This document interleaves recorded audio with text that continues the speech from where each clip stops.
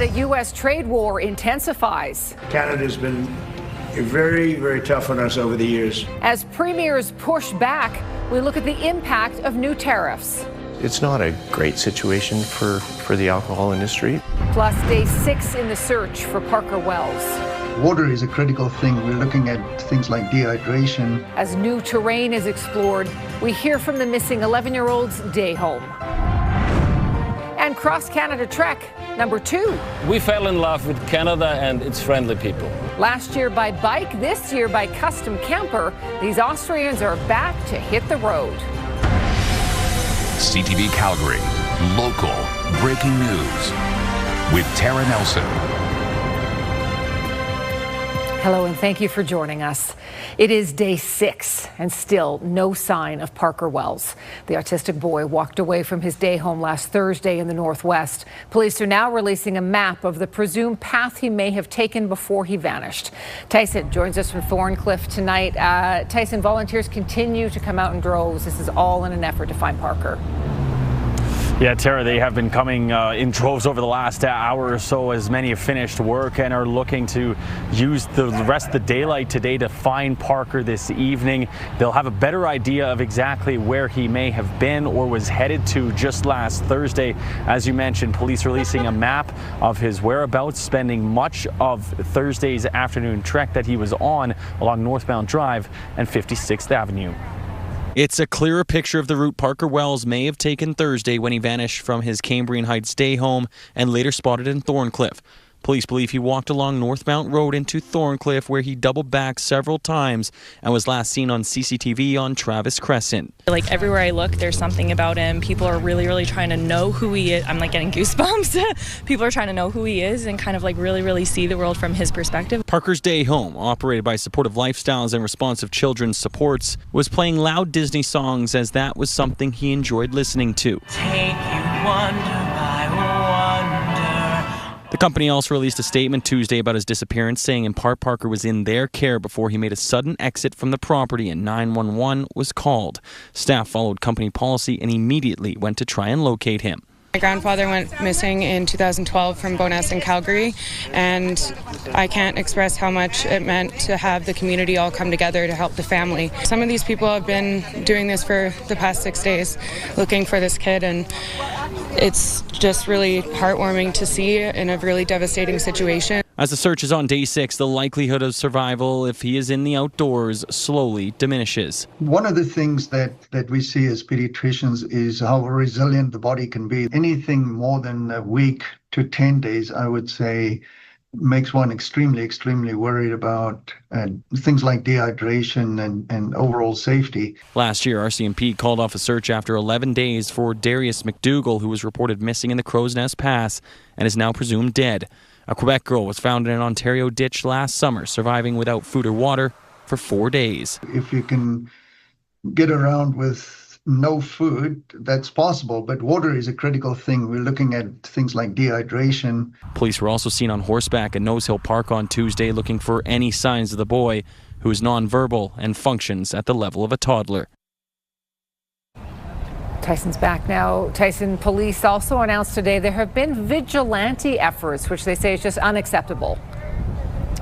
Tara, police putting out several warnings this afternoon on social media saying that they've become aware of people confronting residents at their doors and asking them and encouraging them to investigate some criminal tips in the area. Now, police saying this behavior is unacceptable. It hinders its efforts and takes away resources from the actual search for Parker in this case, and are asking all who are engaging in this to stop at this time. Police are also warning about a donation scam. A fraudulent GoFundMe page was set up in Parker's name to help with this case. His family today saying through police that GoFundMe has nothing to do with their family. Tara? Okay, Tyson, thank you. You're watching CTV News Calgary. It has been a relatively smoke-free summer in Calgary so far, at least compared to other parts of Canada. But that luck may not last long. Forecasters are keeping a close eye on other wildfires that could impact our sky and our air quality. Moses Woldu explains. It's a good day for these golfers taking swings at the Bennington driving range. even if the horizon looks a bit smoky. This is not enough smoke to cause a problem, although I might be cursing because I hit a good one and lose it in the smoke, but it doesn't look like it's going to be that way so far. I try to seize every opportunity to go out, and especially when it's a little clearer than most times of the day, and just try to take advantage of the time. It doesn't seem to bother this group from the Urban Walkers Winter Club either. They're relaxing after their hike. We always kind of watch things like that, the weather, the smoke. It wasn't bad. It was maybe a 4 or 5 this morning, but it seemed to clear, as we got here. The smoke from the wildfires in the north has started to roll in, covering Calgary's skyline. So far here, summer has been relatively smoke-free, and nothing compared to what's being seen in central and northern Alberta. Edmonton's air quality index reached a high-risk level of 10. Much of the province is blanketed in smoke, but a lot of that smoke is actually coming from the Northwest Territories. Matt Loney of Environment and Climate Change Canada says Calgary has been fortunate so far, with winds moving the smoke south. However, experts are keeping their eyes on fires in the BC interior and Washington state.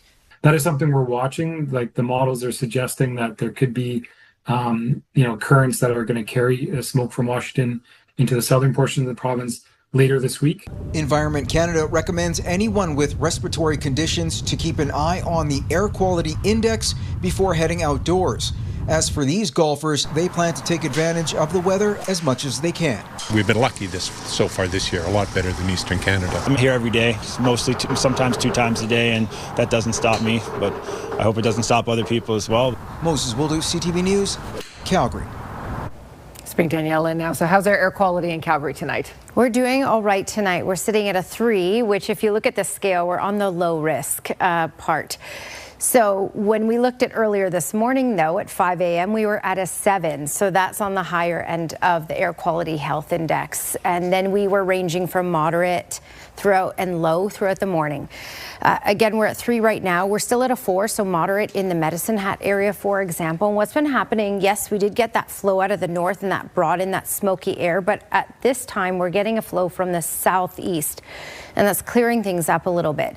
This will be back and forth, though. You can expect waves of smoke at times, really for the rest of the week, on and off. 26 degrees is the temperature at the airport, gusts 30 kilometers per hour. It feels a couple degrees warmer than that with the humidity. The humidity is back once again tomorrow in the afternoon. It will feel closer to 31. Small risk of any sort of thunderstorm development. Overall, really nice day tomorrow. Your full forecast just ahead, Tara. Thank you, Danielle. Now to the ramped-up trade war between Canada and the U.S. The U.S. president's threatened 50% tariffs on Canada have dramatically escalated the conflict. Those tariffs will impact more than 500 products, from alcohol to dairy, honey to hockey sticks. Not on the list, oil and gas. In all fairness to them, they need us to survive.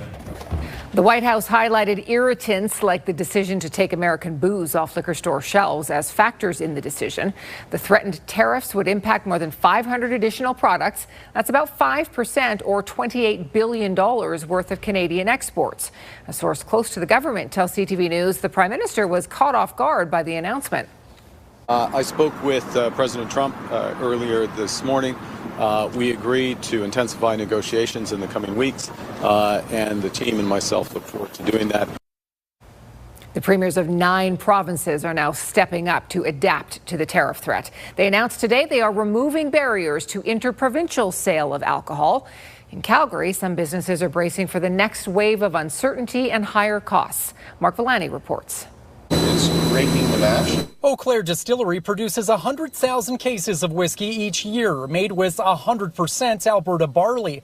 The Diamond Valley-based company currently exports to 15 U.S. states, but that could change if it becomes too expensive for buyers. A $40 bottle is probably going to be a $50 bottle. You know, as an industry, we're caught a little bit in the crossfire. It comes after President Donald Trump announced a 30-day countdown this week for 50% tariffs on Canadian alcohol exported to the U.S.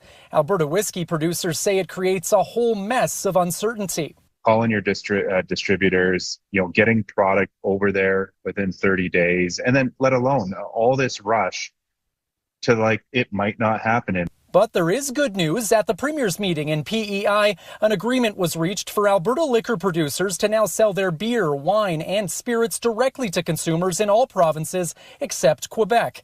Premier Smith adds that any retaliatory tariffs against the U.S. aren't the answer right now as negotiations continue. If diplomacy prevails, both sides put a lot of resources into it. So I hope that that's what we see over the next 30 days. While Alberta's main export, energy, isn't affected by the tariffs, the province says it's always adapting. That diversification of businesses is obviously very important. So you're not putting all your eggs in one basket. And since Trump is adding a 50% tariff on Canadian hockey equipment, some worry about what it could mean for prices here. Kidsport Calgary relies heavily on donations from major Canadian suppliers. If that changes their accessibility and makes it tougher for families to access sport, then it's really tough to see. This is all about leverage. But experts say this could all just be another distraction by Trump, with a broader objective to pressure Canada into making other trade concessions. This is a deliberate strategy by the administration to try and play Canadians against each other, to try to raise fear and uncertainty. As for impacted businesses, many say the only answer right now is simple. Let's rally and support our own. And Mark joins us now. Mark, some trade experts are warning these new tariffs could affect provinces differently. Yeah, that's right, Sarah. It's not exactly about the size of the tariffs. It's about who gets hit the hardest. Now, previous U.S. tariffs have targeted disproportionately some provinces because they rely on certain sectors more than others. Ontario and Quebec, for example, rely more on the auto industry, whereas in Alberta, we've seen a much smaller impact so far. Experts do say the bigger concern, though, comes with what's next. Under Section 338, the U.S. president could have the ability to target specific products or industries in some provinces, but not others, potentially creating those different impacts. Now, whether or not that power is used still remains to be seen. We'll have to find out what happens within the next 30 days. Sarah. Okay, Mark, thank you. Calgary councillors are once again discussing blanket rezoning as they work through repealing the land use rules. The city wants hundreds of properties to go ahead with their redevelopment plans, but dozens of Calgarians are at City Hall saying the process has been rushed. Jordan Canagan explains. As Calgary rolls back blanket rezoning, hundreds of properties are stuck in the middle. The challenge was always the projects that were in mid-flight. Us as a council, we need to weigh the community concerns, but also the legal risks to the city of Calgary. Nearly 250 redevelopment projects were already underway or had just been applied for when the decision to repeal upzoning was made in April. Now, council will decide whether those properties could be given exemptions and carry on with densification. So I think that's what we need to ultimately remember, is that we made significant changes, and we need to kind of clean up a little bit of the dust that's left over. But the debate has kicked up a lot of dust. It creates this anguish with the neighbors around it that are still in limbo and still know that one of these RCG or HGO developments can occur next to them and they won't have a say in it. Around 100 speakers showing up to City Hall Tuesday. Most want to see all properties reverted back to zoning they were under before blanket rezoning took effect in 2024. Recognize the need for housing, but I don't know if this is the way to go about it, to provide more affordable housing. That's my opinion on it. And as a resident, yeah, it's disheartening for sure. It's nerve-wracking. They say some applications were rushed to try to beat the repeal deadline, and there wasn't adequate community feedback. You'll probably hear some arguments regarding, well, the developers will sue us. Well, you know, I'm thinking about those homeowners, and there's many of them that are impacted. Anyone can sue anyone, but it doesn't mean they're going to win. Jordan's at City Hall still tonight. Jordan, this debate really just started a few hours ago. And Tara, it will continue for hours and hours longer. Now, the mayor says that these issues are just housekeeping items, but members of the public here at City Hall say it is much more than that. About 100 or so showed up early this morning to sign up for that public hearing, and we have barely made a dent in that speakers list so far. Council will also have to decide on their densification rules and regulations for backyard and secondary suites. They will continue their discussion and that that public hearing until 9:30 this evening. Continue that again tomorrow morning before a vote and decision comes sometime on Wednesday. Tara? Thank you, Jordan. One of the Premier's senior cabinet members again dodged questions today about how he will vote in the upcoming referendum on whether Alberta should remain in Canada. The October referendum vote is something for all Albertans. It's not a vote in the legislature. We're not having MLAs vote on whether we should stay in Canada or whether we should start a binding referendum to put to Albertans.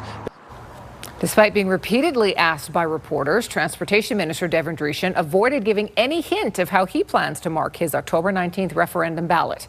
Danielle Smith and many members of her cabinet have publicly endorsed staying in Canada. Smith has said that while she doesn't police personal views, the official position of her government and the UCP is that Alberta should remain in Confederation. Firefighters in British Columbia use a drone to ignite a controlled burn. They did it while fighting an active wildfire, and they say it is a Canadian first. And 2 teens speak out about their own life-saving experience on an Alberta lake during Drowning Prevention Week. Hundreds of people in BC are out of their homes, with thousands more on evacuation alert as wildfire season ramps up. The BC Wildfire Service says more than 34,000 lightning strikes late last week contributed to the growing number of active fires, which is now over 80. A third of them are considered out of control, including the Bootleg complex of several fires near Kimberley, where the entire community of 8,000 people is on evacuation alert.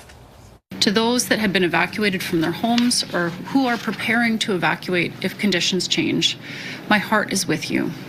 These are not easy circumstances, and I know how difficult the uncertainty can be. But you are not alone. The province is here to help you and your loved ones get the support you need.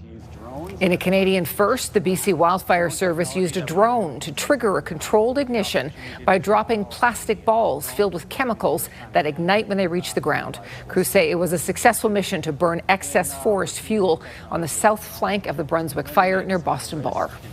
In Edmonton, crews are working to repair sinkholes in different parts of town. This one opened up in an alley near downtown. It's one of 3 big sinkholes that happened after thunderstorms hit the capital in the last few weeks. In one of them, workers had to redirect wastewater before they could replace a damaged section of pipe. Another was about 10 meters deep. The provincial government and its construction contractor are touting another milestone in the Deerfoot Trail Improvements Project. The new Iverstrong Bridge over the Bow River in the southeast has been completed. Now, that doesn't mean regular traffic flow will return anytime soon. On Monday, traffic will shift to the new bridge, and then rehabilitation will begin on the existing bridge. Once fully operational, the new bridge will carry southbound traffic. The existing bridge will carry northbound vehicles. Both structures will have 4 lanes in each direction. This achievement would not have been possible without the strong partnership that exists between ACON and the Government of Alberta. We're proud to work alongside the province on a project that delivers lasting benefits to Calgarians. The Iverstrong Bridge twinning is part of the larger $700 million project to improve several sections of Deerfoot Trail. Work will continue well into 2027. RCMP say a 62-year-old man drowned in a pond in Ponoka this week. They say he was calling for help before he disappeared under the water. It comes during Drowning Prevention Week across Canada. 2 Alberta teens say junior lifeguard training helped them save a man's life. Now they're encouraging others to get trained too. Here's Noah Rashog. What do you think would have happened if you guys hadn't rolled into that scene at that time? Anything. The waters are calm at Wabamun Lake, but on an August day 5 years ago, that wasn't the case. Benjamin and Amelia Gerber were 12 and 10 years old respectively. They were riding in a tube behind their pontoon boat when they spotted some people in trouble. We spotted the sailboat that was flipped over, and Mom told me and Amelia, as we were the best swimmers, to get out and save that man. The 2 had junior lifeguard training. Despite their age and size, they didn't think twice before jumping into the water. With all the training that you have, you just kind of automatically go. Like, you don't have to overthink it. You just have to think strategically. Ben dragged the man 80 yards to safety. From my size, he was easily double what I was. Last year, the two received awards for their efforts. Ben was given the M.G. Griffiths Certificate for courage in the face of considerable danger, the second highest national rescue award.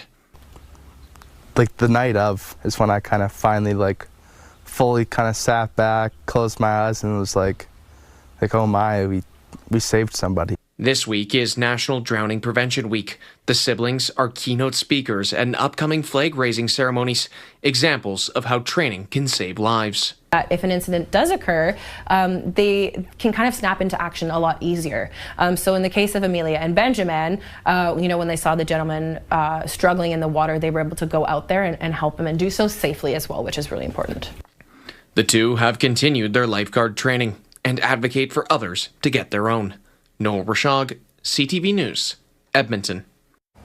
A surprise for some people living in Colorado after an intruder somehow broke into a car and then got locked inside. A nice morning in Gold Hill. John's got his cool rope for some reason. Now, why would he have a rope? Let's see. Oh. A bear got stuck in a car and locked himself in last night. And I heard honking all night, thought it was a crazy neighbor, and it was just this guy. Well, the guy shooting the video doesn't seem too upset by the bear locked inside the car. He's kind of laughing as he narrates this. The events to the camera. Eventually, a long rope was used to open the door, allowing that bear to get out. It scampered back into the woods. The intruder damaged every side panel inside the car and even set off the driver's side airbag. This is CTV News, Calgary. It also honked the horn, though. That's what would alert you that there's a bear in the car. Yeah. It's in the driver's seat honking at you. Never would you think there's a bear honking a horn at you, but, things happen. Fair warning. Yeah. Fair warning. Happy he was stuck in the car for a little bit. Less dangerous that way, maybe. All right, so weather. The weather is hot now. It's going to get really hot as we head through the rest of this week. This is a long, hot, dry stretch that we're in. We also have some active weather to talk about and a very serious storm really moving towards the Saskatchewan border, which I'll show you in just a moment. So there's a lot going on right now. 25 degrees. These are just the base temperatures. It feels warmer or hotter, I should say, with the humidity. You can tack on another 2 to 3 degrees on average in southern Alberta. So 25 base temperature in Calgary, 28 for Medicine Hat, 26 for Lethbridge. And when you look at humidity, it feels closer to 30 in Medicine Hat, 28 in Calgary, and 29 in Lethbridge. When we have the heat, we have the humidity. Those are key ingredients for big storms, which I'll show you a little bit more on in just a second here. But first, the air quality. We've done okay so far. Edmonton was at a 10 plus yesterday, and we had those winds in from the north, and that filtered in some of that smoky air. So at 5 a.m., we were at a 7 in Calgary, which is at that high risk level on the air quality health index. We're at a 3 at the moment, but we'll range from low to moderate as we head through these next 12 to 24 hours. We'll get waves of it at times. So keep that in mind. That's in all of southern Alberta. So we won't have the worst or the poorest air quality, but we'll certainly be at moderate at times. So if you have asthma or any sort of chest heart conditions, then you really have to be careful and not spend too much time outdoors in that when it's at the moderate level. Right now we have those winds out of the southeast. That's helping things along, clearing things out temporarily. We have a lot going on the warnings board, as you can see here. So the southeast corner, Jenner, Medicine Hat, Foremost, Many Berries, we have the heat warning in place, and that's because we're looking at this long stretch of heat, and it will be hottest in these areas, but everywhere in southern Alberta will be very hot for the rest of this week.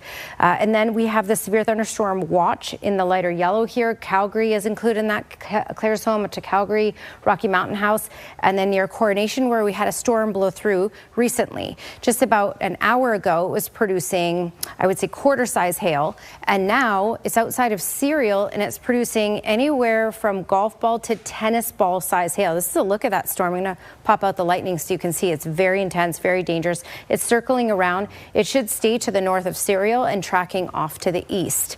There is this one cell that's been trying to get going north of Cochrane, but it really doesn't have enough steam. It is starting to die out before it makes its way over to Airdrie.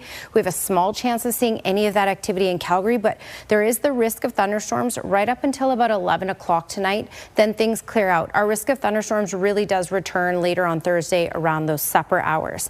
All right, your Action Furnace 5-day forecast. Basically, hot is the story. It will feel more like 31 with the humidity tomorrow. By Thursday, with the risk of thunderstorms in the 30s, our daytime highs will be in the 30s for Thursday, Friday, and Saturday. Thank you, Danielle. Well, here's a reminder to slow down if you're driving through Coaldale. The default unposted speed limit will soon be dropping from 50 kilometers an hour to 40. The change will apply to roads without speed limit signage, while roads with a marked maximum will not change. The town says a recent study showed most drivers travel at or near 40 kilometers per hour on affected roads anyway, and the change is about making the streets safer. Canada's first ever dementia-inclusive park is almost ready. I'll show you the distinctive features to keep those with cognitive challenges safe. And baby joy ×4. Extremely rare identical quadruplets are born. That's next. A uniquely designed space is getting set to cater to a large but often underserved portion of Calgary's population.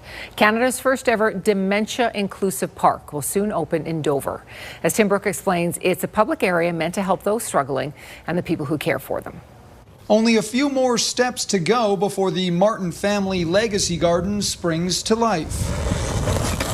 Canada's first ever dementia-inclusive public park will soon accommodate those with the illness, as well as their caregivers and family members. It is meant to be for multi-generations and for all to enjoy. We've put in a number of universal design features so that people of all ages and abilities can enjoy this. Visitors here will see plenty of seating areas, extensive greenery, sensory elements, and even an accessible playground.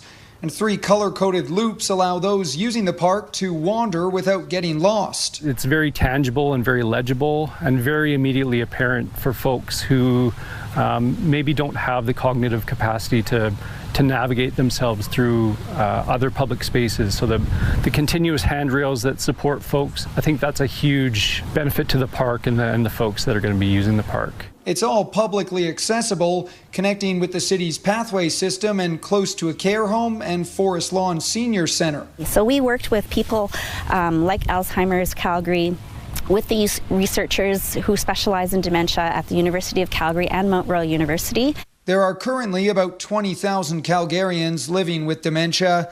And so, while this is a first of its kind public park, don't expect it to be the last. We have had interest from user groups and other organizations across the country. The Martin Family Legacy Garden will officially open on September 21st, coinciding with World Alzheimer's Day.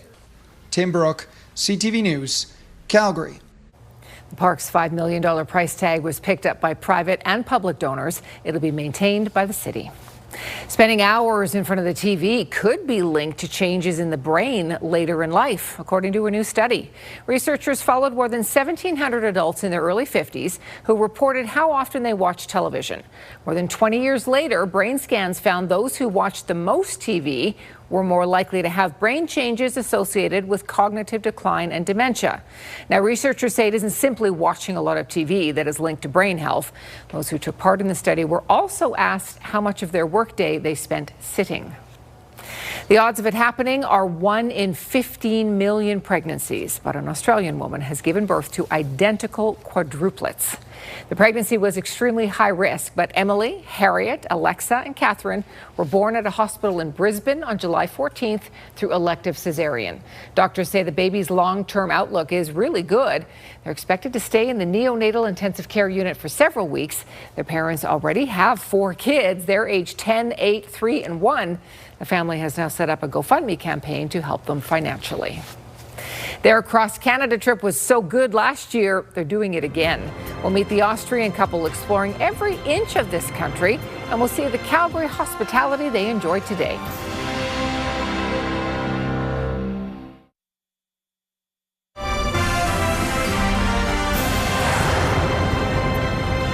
An Austrian couple is making their second trip across Canada in as many years. Heidi and Hannes Ramler are traveling by customized van this year. Last year, Hannes rode his bike from the west to the east coast after being inspired by the Terry Fox Marathon of Hope. Today, the couple stopped in our city for a uniquely Calgary experience. Here's Kevin Fleming.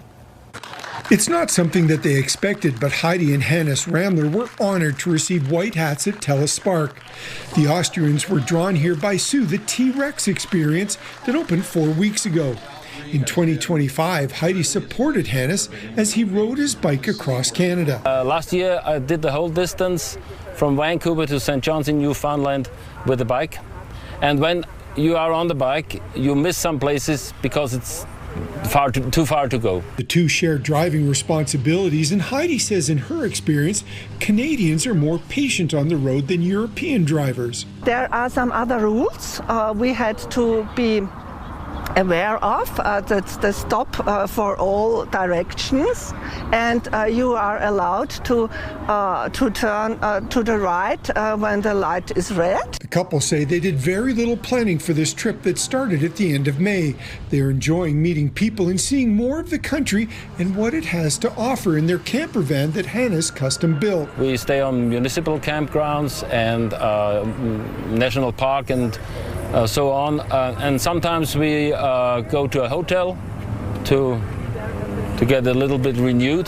The Ramblers spent the morning at TELUS Spark touring the facility, and Guy Labin says staff are seeing more visitors from outside Alberta. 40% of our visitors in July and August are from outside of the province, so the opportunity to connect this couple that are traveling across Canada from Austria was a great way to remind the community how important TELUS Spark is to the fabric of the tourism industry. The couple heads to Canmore next, but after that, they say their itinerary is wide open. Kevin Fleming, CTV News, Calgary. I'm not surprised they came back. Canada's a beautiful place. Yeah, it sure is. All right. Well, 2 Texas paddleboarders were out on the water when they spotted a drowning raccoon, and they did what they could to rescue that little critter. Okay, so they were fishing on Ladybird Lake near Austin. The 2 paddleboarders spotted the struggling raccoon in the lake. They thought it was a dog at first, so they jumped into action. One of them scooped it up using their paddle and brought it aboard. From there, the little raccoon wasn't too sure at first. He was kind of scared, kind of was snappy at first, but then he got sort of curious. And then he just trusted them. He even crawled in between this guy's legs to get out of the rain. And they took him back to shore. He was very happy. He just ran back onto shore and never looked back. That is the most adorable video. Isn't that a cute little rescue? like, what happened there? All right, well, frozen drinks are a great way to beat the heat on a hot day, even for our pets.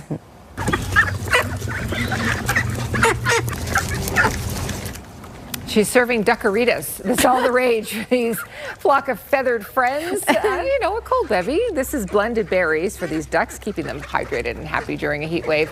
Frozen peas on the bottom there. If you're a duck, that's probably a delicious treat. Yeah, and I think anyone watching this right now says, I could use a drink. Go for a margarita, exactly. Right now. That would hit pretty well. Novelty museums are fun for big and kids alike, but you really do need to keep an eye out for the little ones. Oh, there's a child. You're on top of. Oh my God. Okay, nobody was hurt in the making of this video. This lady found out the hard way. She jumped into a pool of sprinkles at the Museum of Ice Cream. She didn't realize there was a little kid in there who jumped in before her. Little hand stuck out. Nobody was hurt. It was a dessert debacle. Everyone had a good laugh. The kid was hiding under all those sprinkles. Everyone was fine. I mean, everyone's in sprinkles. Of course they're fine. They were both in heaven. Yeah. Canadians are bracing for a new round of U.S. tariffs still to come. So too are the Americans. We'll take a closer look at the impact on both sides of the 49th parallel. All right, Skywatch weather camera. We're doing well in Calgary today. Yes, we didn't have the greatest air quality early this morning. We were moderate throughout the day, but we improved in the afternoon. The sun's been out. We got to a high of 26 degrees. It will be hotter tomorrow. In fact, the rest of this week, very hot with daytime highs in the 30s. Tomorrow will feel like that anyway with the humidity. Base temperature of 25 in the city right now, feeling closer to 29 with the humidity and feeling into the lower 30s off in the southeast corner right now with that lovely humidity. This is a key thing to talk about. This is a big storm that is starting to weaken, but there are reports that it has produced up to tennis ball size hail. This storm is actually to the north of Serial. There is a weaker storm moving through the Serial area right now, but the worst storm, I just want to pop out the lightning and show you, is a cluster of storms basically, and they're moving towards the Saskatchewan border. They're tracking towards the southeast. There is a storm in Serial, but it's a weaker storm, thank goodness.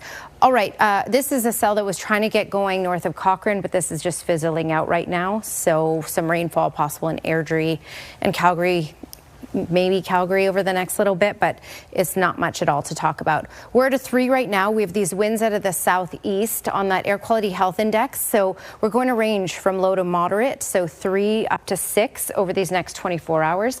You're looking at a high of 29 tomorrow with a humidity feeling closer to 31. That's your 24-hour forecast brought to you by Action Furnace. Fixed right or it's free. Police have released a map of the route a missing boy is presumed to have taken. 11-year-old Parker Wells is believed to have walked from Cambrian Heights and then circled around Thorncliffe. The search continues for Parker. He has been missing since Thursday.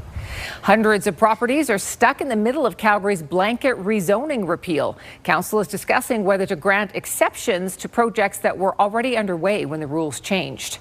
And the premiers of 9 provinces are adapting to the latest tariff threat from Donald Trump by removing barriers to interprovincial sales of alcohol. The U.S. president is threatening new 50% tariffs on Canada. The cost of those tariffs, both past and present, don't just affect Canadians, but Americans too. Adrian Gabriel takes a closer look. From tariffs on Canadian dairy and cereal to made in Canada plastics to additional swings at Canadian wood products. All of this is extra taxes that American consumers and businesses are going to have to pay. The tariff campaign launched by the Trump administration in early 2025 has upended North America's integrated trade relationship, rocking once reliable supply chains while inflating costs for consumers on both sides of the border. Trump's tariffs thus far are estimated to be costing the average U.S. household between $1,400 and $2,400 Canadian dollars annually. And that could spike if these new tariffs go into effect in less than 30 days. Probably the one that's going to have the biggest impact is tariffs on Canadian cereals and dairy. This is going to drive up grocery prices even further for American consumers. It's really going to hurt American families. North of the border, wallets here are also feeling the pinch. Canadian households are absorbing an estimated $2,300 to $2,700 in higher annual costs since the tariffs came into effect. It's making life worse for Canadian families and for American families. The tariff cycle has also impacted the Canadian economy. Economists are estimating a reduction in Canada's GDP by 1.5 to 2%. The country also lost roughly 61,000 manufacturing jobs since January of last year, when President Trump's second term began. There's a reason why we need to hold our breath here. There's a reason why we have to take this seriously. I can imagine the pain that so many of the exporters are feeling. As Canada's economy hangs in the balance, many market watchers believe the federal government's response needs to be measured, in part to protect the cost of living for Canadian consumers. Economists point out that there was no significant reaction from the markets following President Donald Trump's most recent tariff ultimatum. One theory is that the markets may believe that Washington and Ottawa could reach a trade deal in the weeks ahead. Adrian Gabriel, CTV News, Stouffville, Ontario. Calgary Co-op has a new chief executive officer. Andrew Clark has been chosen after what the co-op calls a thorough search process. He is the son of an egg and cheese merchant in the UK and has 30 years experience in retail around the world, including at Marks & Spencer in Britain. He says coming to work in Calgary was an attractive choice. If I think you are able to serve members effectively, lead team members with passion, and ultimately keep learning every single day of your career, you can be effective. You can be effective here, Paris, Houston, San Francisco, and many of the other places that I've had the privilege to run businesses. Clark says he wants to make more use of artificial intelligence to power the Co-op app and to help make employees' jobs more efficient. Calgary Co-op has more than 500,000 members.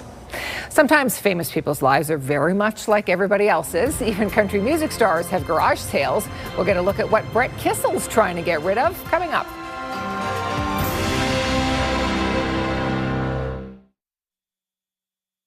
Lamine Yamal, Pedro Porro, Williams, and thundered in for Spain by Ferran Torres! A record number of Canadians tuned in to watch the FIFA World Cup. TSN says there were more than 30 million unique viewers. That works out to roughly 75% of Canada's population. 6.4 million viewers tuned in on Sunday to watch Spain beat Argentina, making it the most watched World Cup final ever in Canada. The tournament attracted a per-game average audience of 1.6 million viewers, up more than 50% from 2022. Both TSN and CTV are divisions of Bell Media. Brett Kissel's trash may be another man's treasure. The Alberta country music star is having a garage sale in Sherwood Park. CTV's Curtis Goodrum has more. This for free. Oh, thank you. Is that good? My son will be very happy about that. It's a country clear-out sale. Country music artist Brett Kissel and his family are hoping their pop-up shop will be a barn burner. They're hosting a garage sale at the A.J. Otwell Community Centre. I come from a family of hoarders. Like we thought that we're pretty organized, but we just have so much stuff that we've accumulated over the years. We're selling furniture and all our old toys and some clothes, shoes, old hats, and we've made a lot of money so far. That money will benefit two local charities, Alberta Dreams and Golden Circle of Champions. They both help sick kids fulfill their wishes and dreams. Georgia. Thanks, Georgia. Great name. Thanks. Great tats, too. Thank you. Okay, what do we got in here? Kissel is already making some fans' dreams come true by hosting a meet and greet. I mean, I've been a fan of Brett since I was little, and then I just found it really cool that I could have like a, personal experience with him and just say I've been to his garage sale. We love Brett Kissel. We just wanted to meet him and come see what he had out here and support him. And I know it's all going to charity, so why not support charity? It's really, really cool to actually have a visit with people. Sign some autographs too. We've been having fun. The garage sale runs until tomorrow at 9 p.m. Curtis Goodrum, CTV News, Edmonton. Never know who you're going to meet at a garage sale. That's pretty major. All right, well, final peek at the forecast. It's a lovely night. It is a lovely night. We've done all right. Yes, our air quality hasn't been the best, but it hasn't been as poor as what they've had up to the north. We will range from low to moderate over the next couple of days, so keep that in mind. It will be smoky at times. Our high tomorrow, 29. It will feel closer to 31 in the afternoon with that humidity. Thursday, later in the day, especially by the supper hours, that's when you have a decent chance of getting some thunderstorm activity in the city. Look at all this heat this week. Expect it to be hot for the rest of the week. Weather Window, brought to you by Lux Windows and Doors, crafting quality windows and doors for your style, budget, Alberta's climate. Now, when it's hot, best thing to do is dip your toes in the water, maybe do some fly fishing, jump in a lake. That's a lovely way to spend the day. Doesn't that look so peaceful? What a beautiful picture. Thank you, Graham Bond. And thanks for your company tonight. Have a terrific evening. We'll see you again tomorrow.